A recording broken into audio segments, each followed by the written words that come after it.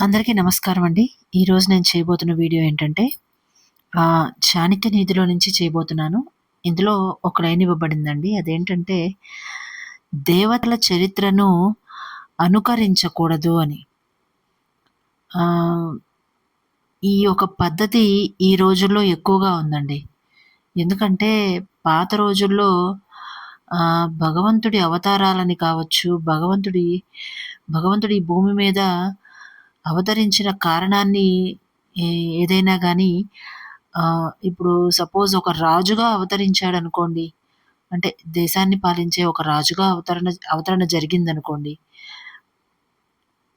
అతన్ని ఇక సాక్షాత్తు తెలిసిన వాళ్ళు, తెలియని వాళ్ళు అందరూ కూడాను ఆయన్ని దేవుడుగా పూజించేవారు. మనం ఉదాహరణకి చెప్పుకోవాలంటే గనక శ్రీరాముడు కావచ్చు, శ్రీకృష్ణుడు కావచ్చు, ఇలా విష్ణు భగవానుడు ఈ భూమిపైన అవతరణ జరిగిన అవతారాలు కావచ్చు, అలా అన్నింటినీ కూడాను పాత రోజుల్లో ఆ అవతరణ జరిగిన ఆ రోజుల్లో అప్పుడు జీవించిన మనుషులు దానిని ఆహ్, గొప్ప అదృష్టంగా భావించేవారు. అలా భావించేవారు కాబట్టే మనం ఈ రోజుల్లో వారి గురించి చెప్పుకుంటున్నాము. నాస్తికత్వం అనేది లేకుండా మనము ఈ రోజుల్లో వాళ్ళని తలుచుకుంటున్నాము, చెప్పుకుంటున్నాము వాళ్ళ గురించి. కానీ ఈ రోజుల్లో ఈ దేవతల చరిత్రను అనుకరించడం అనే పద్ధతి బాగా ఎక్కువైపోయింది. కాకపోతే వాళ్ళలా చేశారు కాబట్టి మేము ఇలా చేస్తామనే మాట లేకపోయుండొచ్చు కానీ, వాళ్ళు చేసిన పనులని అనుకరించడం మాత్రం జరుగుతుందనమాట. ఆహ్, భార్యని వదిలించుకోవడము, లేదంటే అంటే రాముడు వదిలించుకున్నాడా అండి అంటే కాదండి.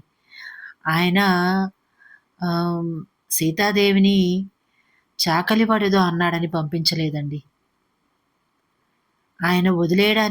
ఆయన అడవుల్లో వదిలేసి రావడానికి గల కారణము వేరే ఉంది. ఎందుకంటే ఆయన దేశానికి రాజు మాత్రమే కాదు, ఆయన ఈ సృష్టికే భగవంతుడు కాబట్టి ఆయన చెప్తే జరుగుతుంది కావచ్చు. ఆయన చెప్తే అందరూ నడుచుకుంటారు కావచ్చు. కానీ చేసి చూపిస్తేనే ఆయనతో పాటు 10 మంది నేర్చుకుంటారు. దాన్ని చెప్పే బదులు ఆయన చేసి ఆచరించి చూపించారు. సో, అంటే అలా వదిలేయాలా అండి అంటే కాదు. వదిలేయమని చెప్పలేదు.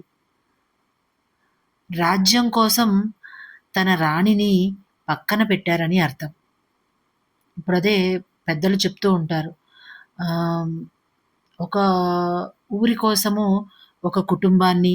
ఒక కుటుంబం కోసము ఆ కుటుంబంలోని ఒక్క వ్యక్తిని వదులుకోవచ్చని అంటారు కదా! అంటే మంచి జరగడం కోసం అనే ఒక ఉద్దేశాన్ని అక్కడ మనము తీసుకోవలసి ఉంటుంది. మంచి జరగడం కోసము లోకానికి మంచి చెయ్యడం కోసము ఆయన ఆ ఒక నిర్ణయం తీసుకోవలసి వచ్చింది. అంతేకానీ ఈ రోజుల్లో ప్రజలు నడుచుకుంటున్నట్లుగా ఆ రోజుల్లో మనుషులు నడుచుకోలేదండి. అందుకే ఆ రోజుల్లో రోజుల యొక్క సంఖ్య ఎక్కువగా ఉండేది. సంవత్సరాల యొక్క సంఖ్య ఎక్కువగా ఉండేది. ఆహ్,